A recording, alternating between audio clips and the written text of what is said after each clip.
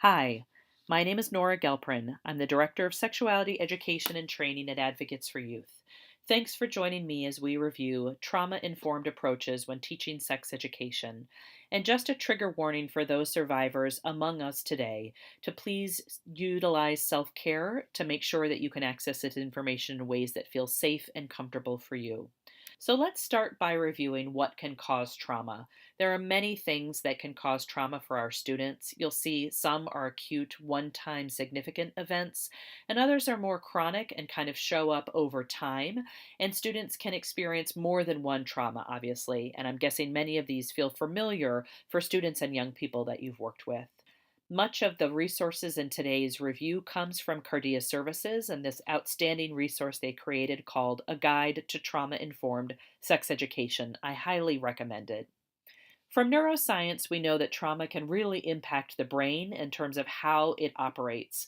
The resulting stress and hormones and anxiety from a traumatic event can really trigger the flight or fight response. And we know that as a result of that change in hormones and function, the behavior can become inappropriate, defiant, or even hostile because logic and reason are really no longer available as a result of what has happened to the brain and how it functions.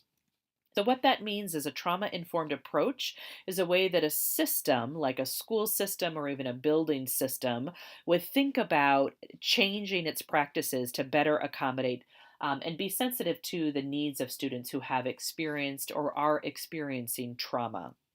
So, from Cardia's great work, we know that there are generally six key principles of how to have a trauma informed approach, and we'll review each of these in greater detail. So, first is obviously safety. We know it's really important not just around safety in your physical environments, your classrooms, your hallways, your buildings, but also to really recognize that it's important to create an environment that's free of shame and judgment and stigma, making sure to recognize that there are many students in our classrooms who have experienced trauma and they can all go on to develop healthy, intimate, loving relationships. What this might look like in our sex ed classroom is establishing ground rules, one of which would be including the right to pass, making sure we use inclusive language for LGBTQ young people, make sure that we always talk about sexuality related to choices and decisions, and to also do our own work around examining our own values and attitudes and assumptions. Number two is to really think about trustworthiness and transparency to make sure that you are transparent about what you'll be covering in a unit or what students can expect from different lessons coming up. One way is to give what we call a trigger warning, something about this was an important lesson today as we laid the groundwork for us to move into our sexuality unit. I want to let everyone know that we'll be discussing consent in our next lesson. Please come and talk to me before our next class if you have any questions or concerns so that students can have the opportunity to plan ahead and know that this may be a challenging topic for them and they can approach you if they need some help figuring out how to maneuver through that. Number three is peer support.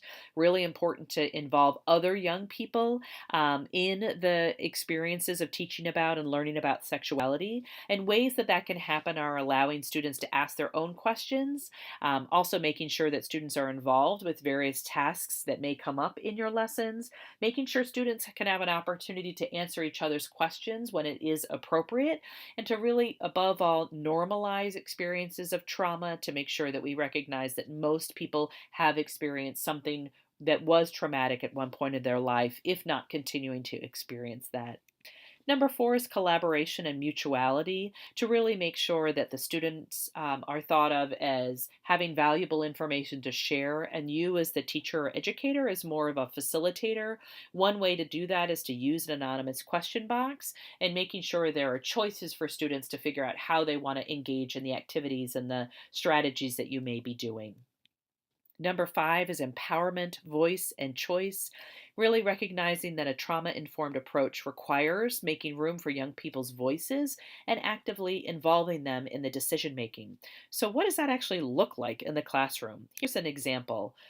You might say something like, I heard during last week's lesson that you wanted more information about getting tested for STDs. In today's class, we will be doing some role playing about what that might look like, where young people can go to get tested, and what someone might ask during the appointment.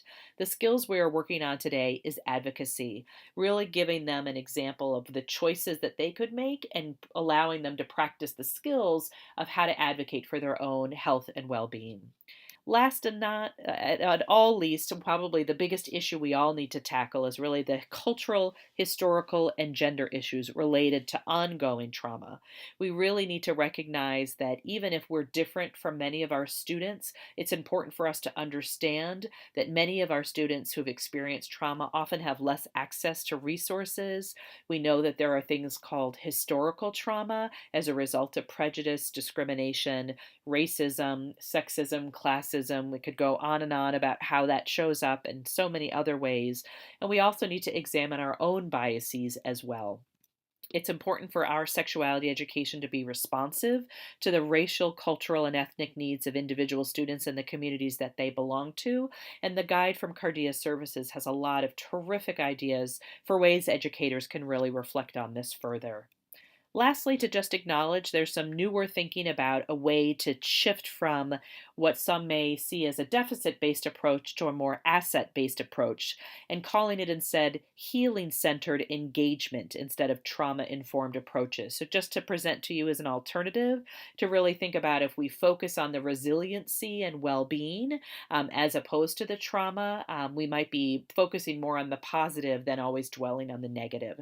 And this is work of a clinician whose information is at the bottom if you wanted to get more about that approach. So, in summary, we know that a trauma informed approach aims to provide responsive educational services to trauma survivors, ensuring that they can thrive in sex education settings and receive the support they need to live healthy and fulfilling lives. And a call to action for us as educators is we need to create emotional safety, build trustworthiness, encourage peer support, inspire youth adult collaboration, and give youth a sense of empowerment in their own classrooms. Thanks so much for your participation in today's session.